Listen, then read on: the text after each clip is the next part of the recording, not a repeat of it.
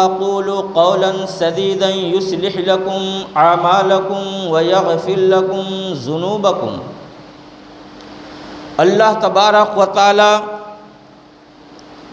اپنے بندے مومن سے فرماتا ہے، اے ایمان والو اللہ سے ڈرو اور سچی بات کہو۔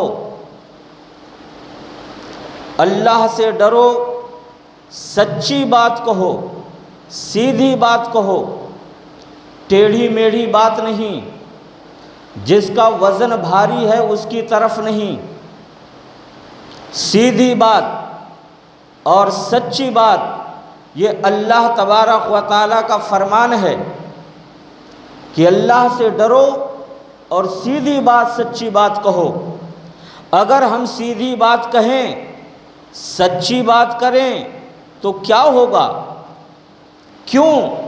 تو اللہ تبارک و تعالیٰ فرماتا ہے تمہارے اعمال، اللہ تبارک و تعالیٰ تمہارے اعمال اچھے کر دے گا اور تمہارے گناہ بخش دے گا۔ شرط ہے کہ اللہ سے ڈرو اور سیدھی بات کہو، تو اللہ تبارک و تعالیٰ تمہارے اعمال کو سنوار دے گا، تمہارے اعمال اچھے کر دے گا اور گناہوں کو بخش دے گا، گناہ معاف کر دے گا۔ تو اللہ سے ڈرنا ہے، اللہ سے ڈرنا۔ وہ کون ڈرے گا؟ ایمان والا، مومن، مسلمان اللہ سے ڈرتا ہے۔ اور اللہ تبارک و تعالیٰ مومنوں سے ہی کہتا ہے اے ایمان والو اللہ سے ڈرو۔ تو ہمیں اور آپ کو اللہ سے ڈر اپنے دل میں، خوف الہی، اللہ کا ڈر اپنے دل میں بسائیں، اللہ کا ڈر اپنے دل میں رکھیں۔ جب ہمارے دل میں اللہ کا خوف ہوگا، اللہ کا ڈر ہوگا، تو ہم گناہوں سے بچیں گے اور ہم نماز کی پابندی کریں گے، نماز کی طرف آئیں گے۔ جب ہمارے دل میں خوف الہی نہیں ہے، ہمارے دلوں میں اللہ کا خوف نکل گیا، تو ہمیں کسی چیز کی پرواہ نہیں، ہمیں نماز سے کوئی لین دین نہیں، نماز سے ہم کوسوں دور چلے گئے، خوف الہی سے دور چلے گئے، اس لیے کہ ہمارے دلوں میں ایمان کمزور ہوتا چلا جا رہا ہے۔ اللہ تبارک و تعالیٰ کے وہ برگزیدہ بندے، اللہ کے محبوب بندے، جن کے بارے میں اللہ کے پیارے حبیب صلی اللہ تعالیٰ علیہ وسلم نے دنیا میں رہتے رہتے جنت کی بشارت دے دی، جنت ان کے نام کر دی۔ اللہ تبارک و تعالیٰ کے پیارے حبیب صلی اللہ تعالیٰ علیہ وسلم نے جنت ان کے لیے واجب کر دیا۔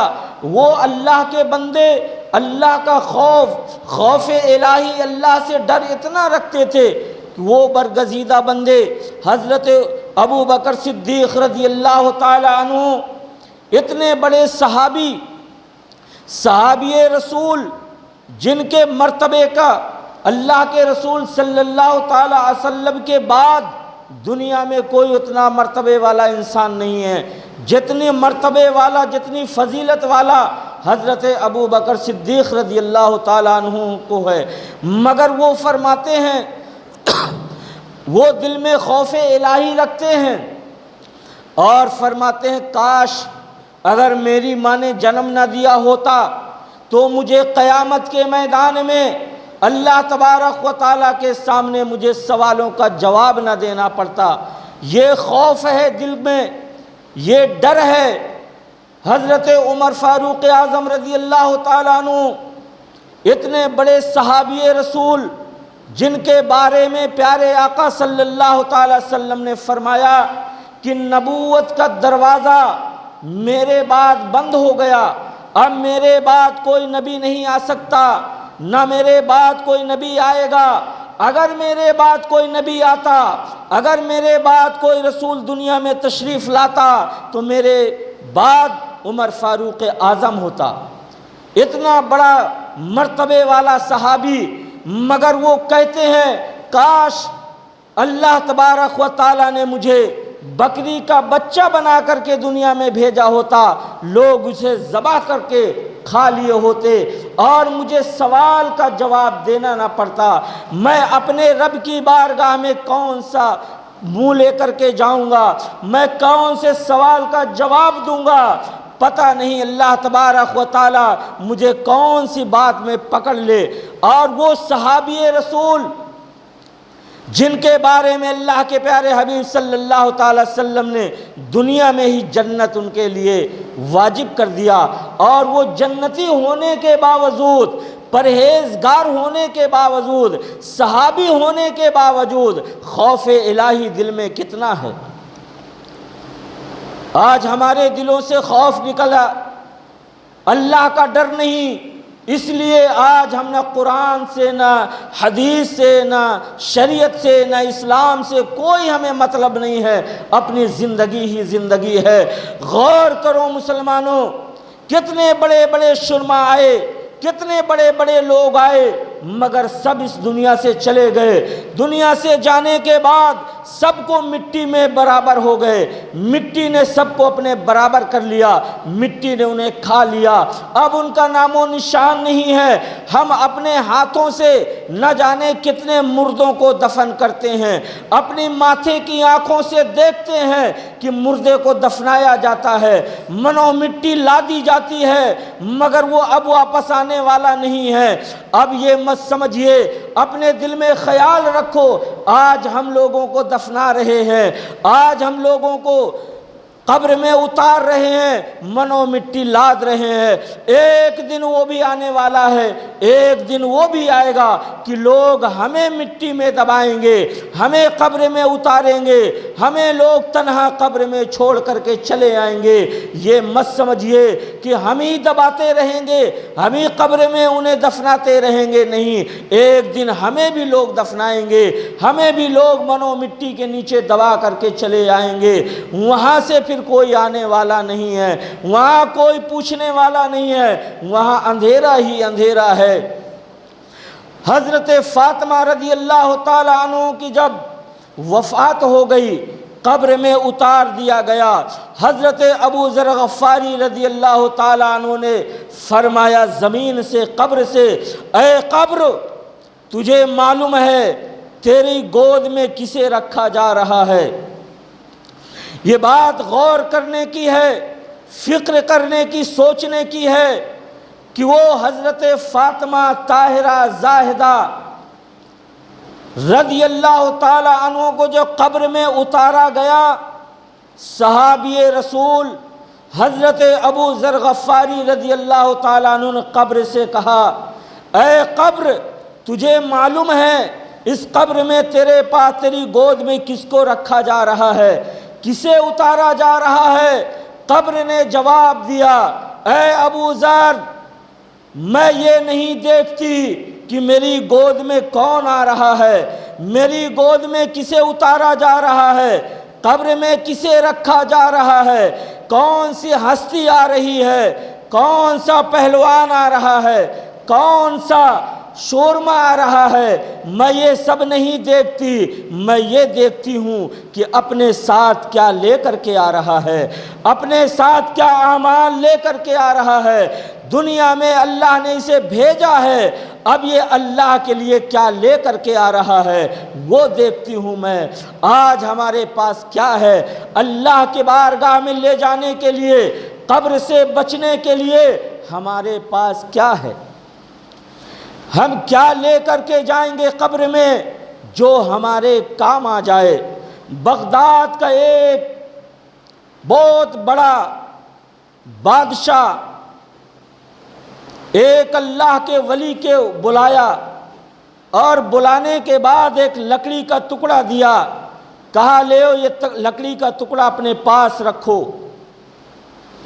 آج ہمیں غور کرنے کی ضرورت ہے، اپنے آپ کو، اپنی آخرت کو سنوارنے کی ضرورت ہے۔ آج ہم نے یہ دنیا کو سب کچھ سمجھ لیا ہے، یہ دنیا ہی کو سب کچھ سمجھ رکھا ہے، مگر اس دنیا کو بنانے والا کہہ رہا ہے یہ دنیا دھوکے کی دنیا ہے، یہ دنیا دھوکہ ہے اور ہم اسی دنیا کو سب کچھ سمجھ رکھا ہے۔ جب اس بادشاہ نے لکڑی دی اور کہا لیو اس لکڑی کو بغداد کے سب سے جو بے عقل آدمی ہو اس کو یہ لکڑی دے دینا، جس کے عقل نہ ہو، شعور نہ ہو، سوچ اور سمجھ نہ ہو، سارے شہر بغداد میں اس کو یہ لکڑی دے دینا۔ اس اللہ کے پیارے محبوب بندے نے لکڑی کو اپنے پاس رکھ لیا۔ بہت سا عرصہ گزر گیا، بادشاہ بھی بھول گیا اور یہ اللہ کے ولی کے گھر میں لکڑی رکھی رہ گئی، کسی کو نہیں دیا۔ جب اس بادشاہ کا آخری وقت آیا، مرنے کے قریب آیا، لوگوں نے کہا بادشاہ کا آخری وقت ہے، اب اسے موت واقع ہو جائے گی۔ جب وہ اللہ کے بندے نے سنا، وہ لکڑی اٹھائی اور وہ لکڑی لے کر کے اس کے گھر پہنچا، سلام و کلام ہوا، خیر خیریت ہوئی۔ بادشاہ نے کہا میں اتنے بڑے سفر میں جا رہا ہوں، لمبے سفر میں جا رہا ہوں، جس سفر میں جانے کے بعد واپس نہیں آؤں گا۔ اللہ کے ولی نے کہا تو آپ بہت بڑا لشکر تیار کیا ہوگا، کھانے پینے کا سامان تیار کرائے ہوں گے، آپ کے ساتھ تو بڑی بڑی سواریاں جائیں گی۔ تو کہنے لگا آپ کے سمجھ میں نہیں آیا، میں ایسے سفر میں جا رہا ہوں جہاں سے واپس نہیں آؤں گا، میرے ساتھ کوئی نہیں جائے گا۔ کہا کون سا ایسا سفر ہے؟ آپ تو چھوٹے اپنے شہر سے دوسرے شہر جاتے ہیں تو آپ کے ساتھ میں لشکر ساتھ چلتا ہے، پیدل آپ کے حکمران چلتے ہیں، آپ کی بڑی سواری ہوتی ہے، کھانے پینے کا انتظامات ہوتے ہیں، آپ تو اتنے لمبے سفر میں جا رہے ہیں جہاں سے واپس ہی نہیں آنا ہے، تو وہاں کے لیے آپ کا کتنا بڑا انتظام ہوگا۔ بولے میں ایسے سفر میں جا رہا ہوں جس کو موت کہتے ہیں، موت کی گود میں جا رہا ہوں جہاں سے اب واپس نہیں آؤں گا۔ اب اللہ کے ولی نے کہا کہ آپ نے اس سفر کے لیے کیا تیاریاں کی ہیں، آپ کے پاس کون سی تیاری ہے؟ آپ ایک شہر سے دوسرے شہر جاتے ہیں، ایک ملک سے دوسرے ملک جاتے ہیں، آپ کے ساتھ تو لشکر کا لشکر چلتا ہے، سواریوں کی سواریاں چلتی ہیں، اب اس اتنے لمبے سفر میں جا رہے ہیں، وہاں کے لیے آپ نے کیا جمع کیا ہے، وہاں کے لیے کیا انتظامات کیے ہیں، وہاں کے لیے کھانے پینے کا کون سا بندوبست کیا ہے؟ بولے وہاں کے لیے میرے پاس کچھ نہیں ہے، وہاں کے لیے میں نے کچھ نہیں کیا۔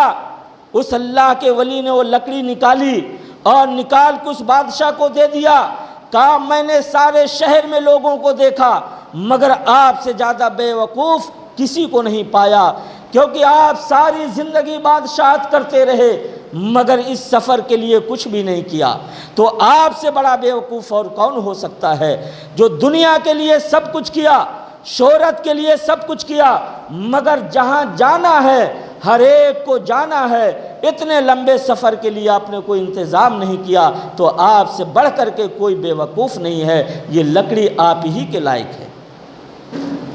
آج ہم غور کریں، اپنی زندگی کے لیے غور کریں کہ ہم اللہ کی بارگاہ میں جب جائیں گے کیا لے کر کے جائیں گے، اپنی قبر کے اندھیرے کے لیے کیا بندوبست کر کے جا رہے ہیں، وہاں سوال و جواب دینے کے لیے کون سا اعمال کر کے جا رہے ہیں، یہ ہر ایک کو پتہ ہے۔ وہاں جانے کے لیے کوئی ساتھ نہیں دے گا، وہاں جانے کے لیے کوئی ہمارے ساتھ نہیں ہوگا، ہمارے ساتھ اگر جانے والا ہے تو ہمارا کیا ہوا اعمال ہے۔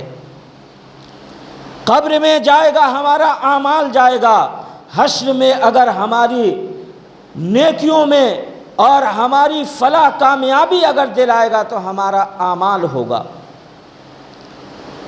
اور ہمارے پاس ہے کیا؟ کون سا منہ لے کر کے اپنے رب کی بارگاہ میں جائیں گے جو ہمیں تینوں وقت ٹھوس ٹھوس کر کے کھلاتا ہے، ہمیں اللہ تبارک و تعالی زندگی بھر ہر نعمتوں سے ملوث کرتا ہے، ہر نعمتیں ہمیں دیتا ہے، ہر ضرورت کی چیزیں ہمیں دیتا ہے۔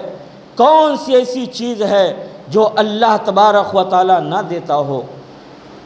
ہر وقت ہمیں رزق دیتا ہے، ہمیں صحت دیتا ہے، تندرستی دیتا ہے، ہر نعمتیں دیتا ہے۔ آج جب ہم اس کی بارگاہ میں پہنچیں گے اس دن، تو کون سا منہ لے کر کے جائیں گے؟ کیا سامان لے کر کے رب کی بارگاہ میں جائیں گے اگر ہمارا رب ہم سے پوچھے گا؟ ہم تو گناہوں کے پتلے ہیں، گناہ ہی گناہ ہے۔ کوئی ہمارے پاس ایسا اعمال نہیں جو اللہ کی بارگاہ میں پیش کر دیں کہ یہ پروردگار زندگی میں یہ اعمال کیا تیرے لیے۔ کیا ہمارے پاس ہے؟ لڑائی جھگڑا، کدورت، فتنے، چغلخوریاں، غیبتیں، بس یہی ہمارے اندر زیادہ سے زیادہ پائی جاتی ہیں۔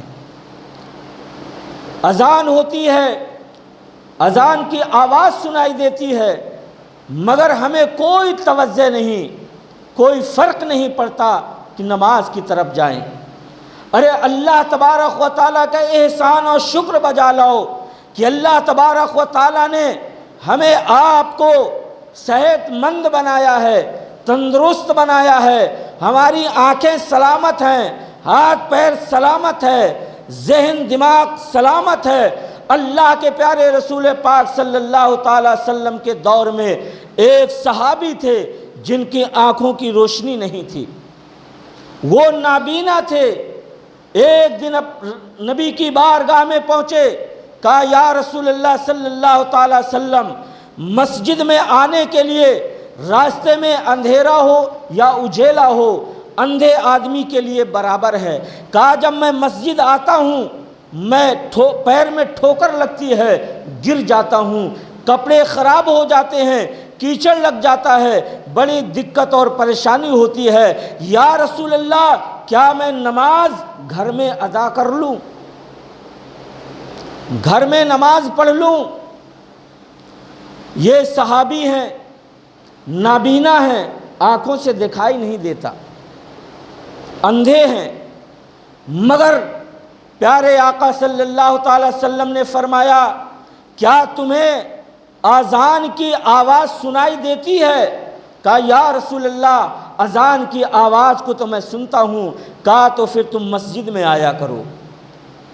نابینا ہے، دکھائی نہیں دیتا، مگر پھر بھی حکم یہ ہے کہ نماز کے لیے مسجد میں چل کر کے آؤ۔ اندھے ہونے کے باوجود آج ہمارے پاس اللہ تبارک و تعالیٰ کے فضل اور کرم سے ساری سہولتیں ہیں۔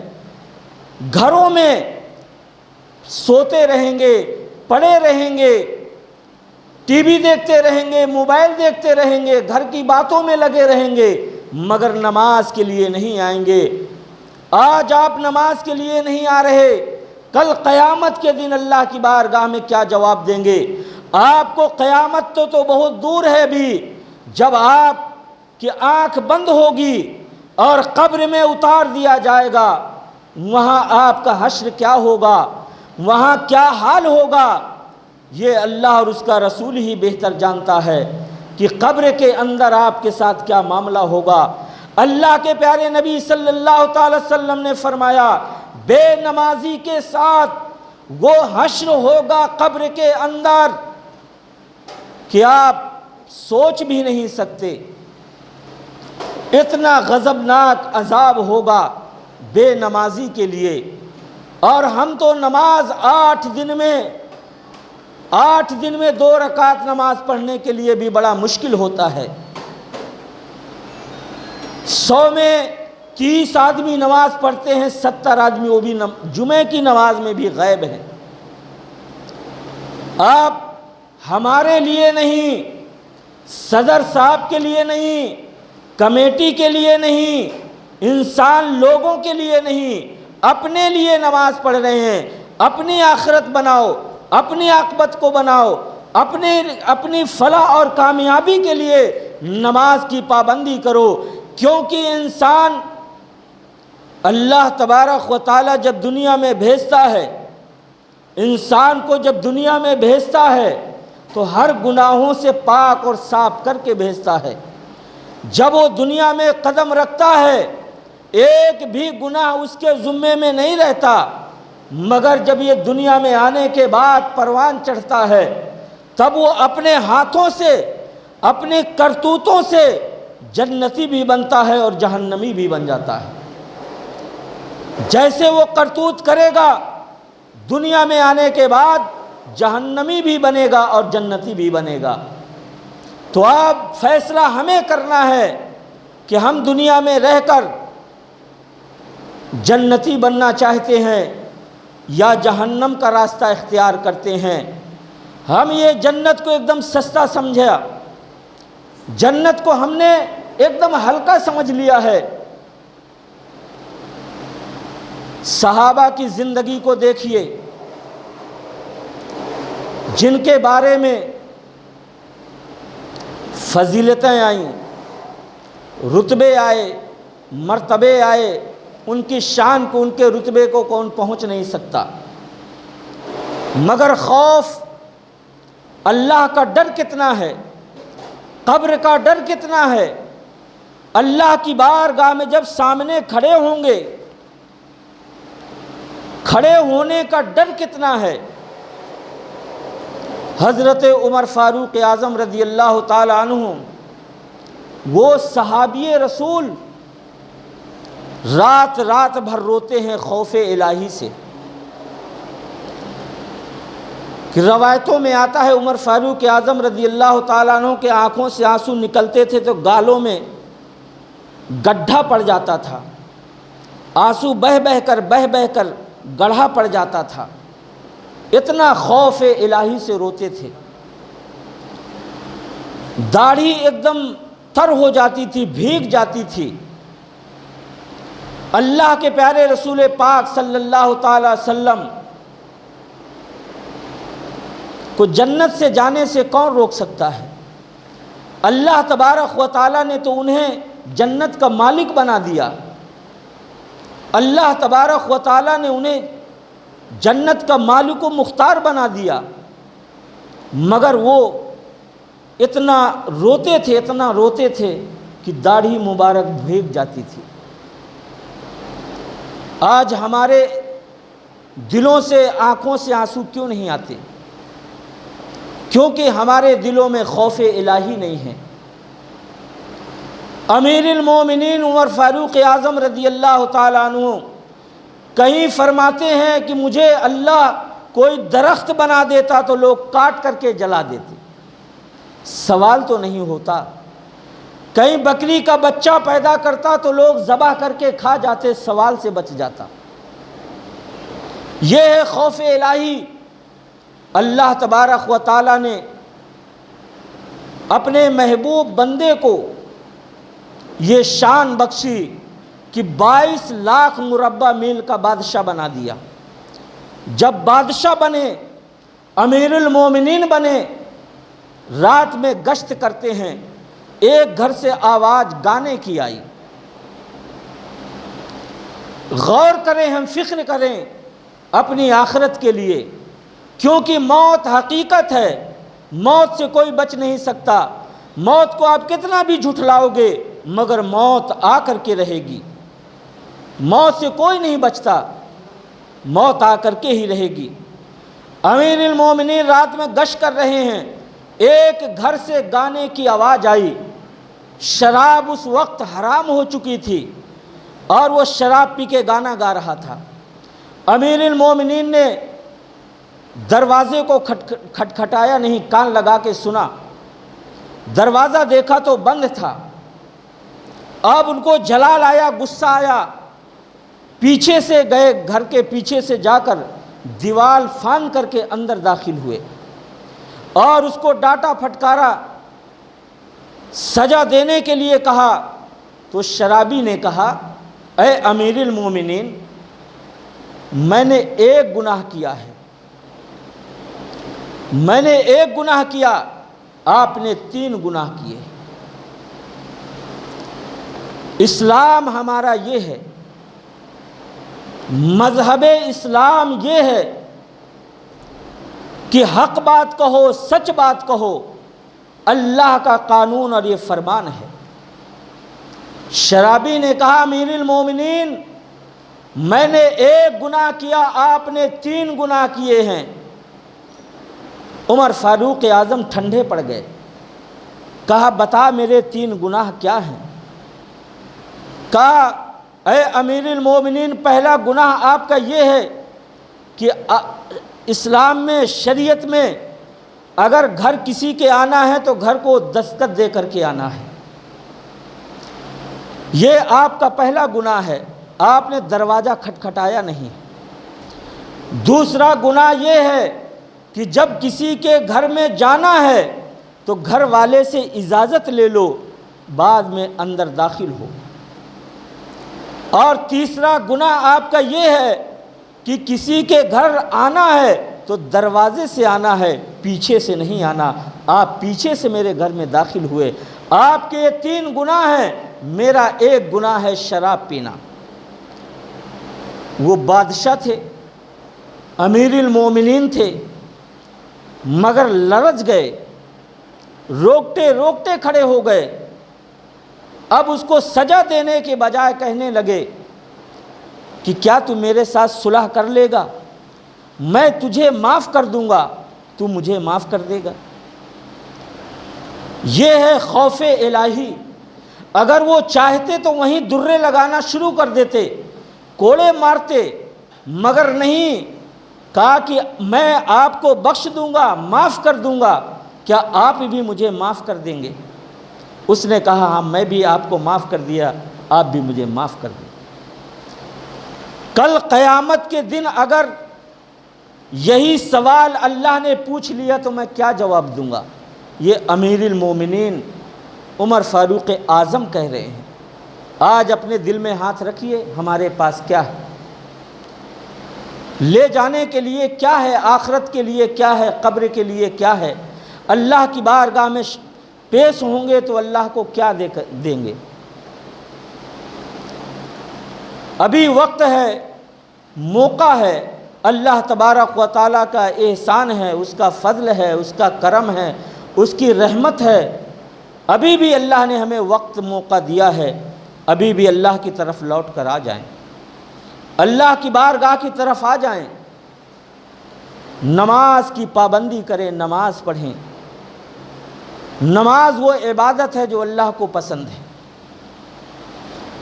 اللہ کے پیارے رسول پاک صلی اللہ تعالی وسلم کو جب بھی کوئی مشکل پیش آتی تھی تو نماز کی طرف رغبت دیتے تھے، نماز پڑھتے تھے۔ جب کوئی آندھی طوفان ہوتا تھا مسجد تشریف لے جاتے تھے، اور جب تک یہ طوفان تھم نہیں جاتا تھا، کم نہ ہو جائے، تب تک مسجد سے باہر نہیں آتے تھے۔ سورج میں گہن لگے، چاند میں گہن لگے تو اللہ کے پیارے رسول مسجد کی طرف جاتے تھے، نماز کی پڑھتے تھے، نماز سے رغبت ہوتے تھے۔ حضرت نوح علیہ السلام، نماز کی اہمیت، نماز کی برکت دیکھیے۔ آپ کو معلوم ہے کہ نوح علیہ السلام کا کتنا بڑا طوفان آیا تھا، ان کے دور میں کتنا بڑا طوفان تھا، پانی کا طوفان، ساری دنیا کو تباہ کر دیا۔ اللہ تبارک و تعالیٰ نے فرمایا کہ نیک بندوں کو اپنی کشتی میں سوار کر لو۔ نوح علیہ السلام کے دور میں جب طوفان آیا تو نوح علیہ السلام نے نیکوکار لوگوں کو سوار کر لیا، اور ایک اسی گاؤں میں بڑھیا رہتی تھی جو ایمان نوح علیہ السلام پر لا چکی تھی، اللہ کا ذکر کرتی تھی، ایک کٹیا میں رہتی تھی۔ نوح علیہ السلام سے کہا بیٹا جب طوفان آئے تو مجھے بھی خبر کر دینا، میں بھی سوار ہو جاؤں گی جہاز میں۔ تو نوح علیہ السلام نے وعدہ کیا کہ ٹھیک ہے، جب طوفان آئے گا میں خبر کر دوں گا۔ طوفان آیا، نوح علیہ السلام اس بڑھیا کو بھول گئے۔ طوفان آیا، تباہی مچایا، سب کچھ نیست و نابود کر گیا، اور طوفان جب ختم ہو گیا تو نوح علیہ السلام کا ایک دن اسی بڑھیا کی طرف سے گزر ہوا۔ تب خیال آیا، ارے وہ بڑھیا کو تو میں بولنا بھول ہی گیا، وہ بڑھیا تو زمین میں مل گئی ہوگی، مٹی میں مل گئی ہوگی، وہ تو ختم ہو گئی ہوگی، نہ جانے اس کے ساتھ میں کیا معاملہ ہوا ہوگا۔ جب وہاں سے گزرے تو دیکھا کٹیا سلامت ہے، اندر داخل ہوئے تو دیکھا وہ بڑھیا اللہ کے ذکر میں لگی ہوئی ہے، اللہ کی نماز پڑھتی ہے، اللہ کی تسبیح کرتی ہے، اللہ کا ذکر کرتی ہے، بڑھیا صحیح سلامت ہے۔ نوح علیہ السلام جب قریب پہنچے، بڑھیا نے کہا بیٹا کیا طوفان آ گیا؟ تو نوح علیہ السلام نے کہا ماں طوفان آ بھی گیا اور آ کے ختم بھی ہو گیا، چلا گیا، کیا آپ کو معلوم نہیں ہوا؟ بڑھیا نے کہا بیٹا مجھے معلوم ہی نہیں ہوا کہ طوفان کب آیا اور کب گیا، میں تو اللہ کے ذکر میں لگی ہوئی ہوں۔ تو یہ اللہ کا ذکر کتنی بڑی فائدے والی چیز ہے، اللہ کا ذکر ہمارے لیے کتنی فلاح اور کامیابی کے لیے ہے، مگر آج ہم اللہ کے ذکر سے ہی دور ہیں۔ حضرت یوسف علیہ السلام کو جب مچھلی نے کھایا، اندر جا کر کے نماز پڑھنے لگے، 40 دن مچھلی کے اندر رہنے کے باوجود بھی اللہ نے ان کی حفاظت کی اور وہ زندہ مچھلی سے باہر آ گئے۔ تو نماز ایک ایسی عبادت ہے کہ ہمیں فلاح بھی دیتی ہے، کامیابی دیتی ہے، اور مصیبتوں سے بچاتی بھی ہے، اور ہمیں قبر میں بچائے گی، اور حشر میں اللہ کے سامنے ہمیں رسوا اور شرمندہ ہونے سے بچائے گی۔ جنت کا پروانہ ہمیں نماز دلائے گی، دنیا میں بھی عزت دلاتی ہے، کامیابی دلاتی ہے، خیر و برکت دلاتی ہے۔ تو نماز کی پابندی کرو، نماز کی طرف آؤ، اللہ کو راضی کرو۔ اگر اللہ راضی ہو گیا تو دنیا میں کامیاب ہو گئے، آخرت میں کامیاب ہو گئے۔ اگر اللہ تبارک و تعالیٰ ہی ناراض رہا، اس کے حکم کو ہم ٹالتے رہے، تو پھر یہ زندگی کس کام کی؟ یہ زندگی جینا بھی بیکار ہے۔ جو اپنے اللہ اور اس کے رسول صلی اللہ تعالی وسلم کے فرمان کے خلاف چلے، ان سے بے وفائی کرے، تو یہ زندگی بھی زندگی نہیں ہے۔ اگر زندگی ہے تو اللہ اس کے رسول کے فرمان کے مطابق گزاریں، تاکہ ہمیں فلاح اور کامیابی ملے، اللہ اور اس کا رسول خوش ہو۔ اللہ کی بارگاہ میں دعا ہے ہم تمامی مومن مسلمان کو نماز کی پابندی کرنے کی اللہ توفیق و رفیق عطا فرمائے۔ اللہ تبارک و تعالیٰ کی بارگاہ میں دعا ہے کہ اللہ ہمیں اپنا شکر ادا کرنے کی توفیق عطا فرمائے، ہمیں اپنی عبادت کرنے کا اللہ ہمیں ذوق و شوق عطا فرمائے۔ وآخر دعوانا ان الحمد للہ رب العالمین۔ السلام علیکم ورحمۃ اللہ وبرکاتہ۔